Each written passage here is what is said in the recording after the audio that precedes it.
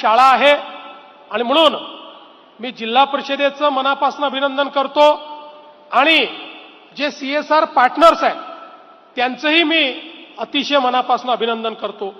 आज त्यासोबत आमच्या कौशल्य विकास विभागाने पहिल्या टप्प्यामध्ये महात्मा ज्योतिराव फुले यांच्या नावाने कौशल्य प्रशिक्षण केंद्रांचं उद्घाटन केलेलं आहे आणि पुढच्या काळामध्ये महाराष्ट्रामध्ये अशा प्रकारचे 1000 केंद्र हे आपण उभारणार आहोत आणि त्यातनं कौशल्य प्रशिक्षित अशा प्रकारचं मानव संसाधन हे उभं करण्याचं काम हे या ठिकाणी आपण करणार आहोत।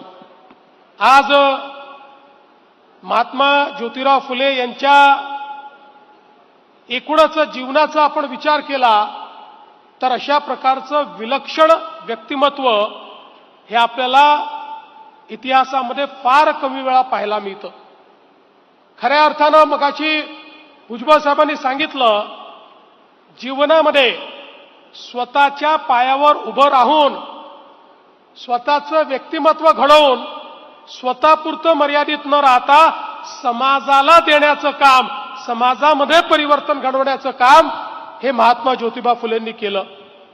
एक उत्कृष्ट शेतकरी म्हणून त्यांनी शेतीमध्ये नवीन पद्धती, शेतीमध्ये नवीन प्रजाती, विशेषतः फळबागांची शेती, ऊसाची शेती, 12ही महिने शेतकऱ्याला कशा पद्धतीनं त्या ठिकाणी उत्पन्न मिळेल याचं मॉडेल हे महात्मा ज्योतिराव फुलेंनी तयार केलं आणि शेतकऱ्यांनी बाजारपेठ कशी उभी केली पाहिजे याचंही उदाहरण हे आपल्याला महात्मा ज्योतिराव फुलेंनी त्या ठिकाणी दिलं आणि त्याचसोबत शेतकऱ्यांवर होणारे अन्याय हे दूर करण्याच्या दृष्टीनं, जागृती करण्याच्या दृष्टीनं त्यांनी वेगवेगळ्या पद्धतीनं शेतीशी संबंधित अडचणी, शेतकऱ्यांवर लादलेले अनेक कर या प्रत्येक गोष्टीचा विरोध करत आणि त्या संदर्भातल्या उपाययोजना देखील सुचवण्याचं काम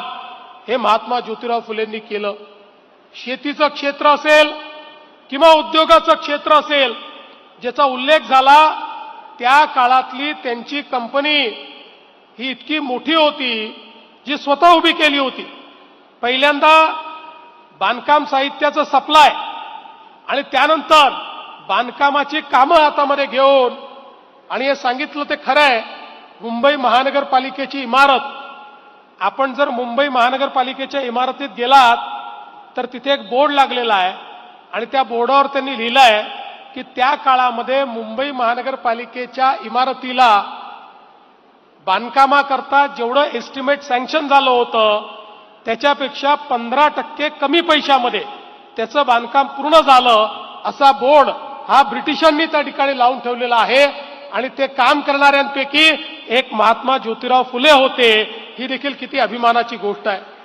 बायकाळाचा पूल, परळचा रेल्वे वर्कशॉप, कात्रजचं टनेल, येरवडा जेल, या अनेक गोष्टी त्यांच्यातलं जे एक एंटरप्रेन्युअर स्पिरिट आहे, एक उद्योजक आहेत, ती उद्योजकता दाखवणारं हे आपल्याला त्या ठिकाणी पाहायला मिळतं।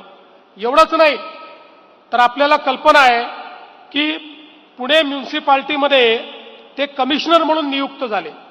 त्या काळामध्ये नियुक्त जे लोक व्हायचे ते कमिशनर म्हणून व्हायचे, सदस्यांपेक्षा त्यांना कमिशनर म्हटलं जायचं। 7 वर्ष पुण्याच्या नगरपालिकेचे कमिशनर म्हणून त्यांनी त्या ठिकाणी त्या नगरपालिकेत काम केलं।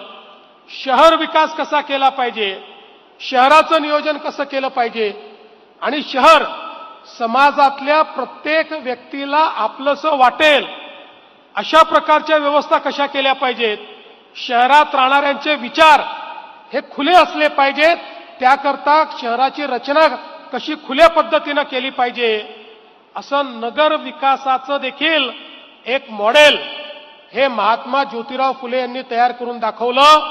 त्यामुळे त्याही क्षेत्रातले एक्सपर्ट म्हणून, तज्ञ म्हणून आज महात्मा ज्योतिराव फुलेंकडे आपण पाहू शकतो। अतिशय प्रगतिशील अशा प्रकारचा त्यांनी विचार केला। ते असं म्हणायचे की शहर ही केवळ एक भौतिक रचना नाहीये, ती लोकांच्या विचारांची आणि जीवनाचं देखील ते एक प्रतिबिंब आहे आणि म्हणून त्याच्यामध्ये दूरदृष्टीचा दृष्टिकोन असणं हे अत्यंत महत्वाचं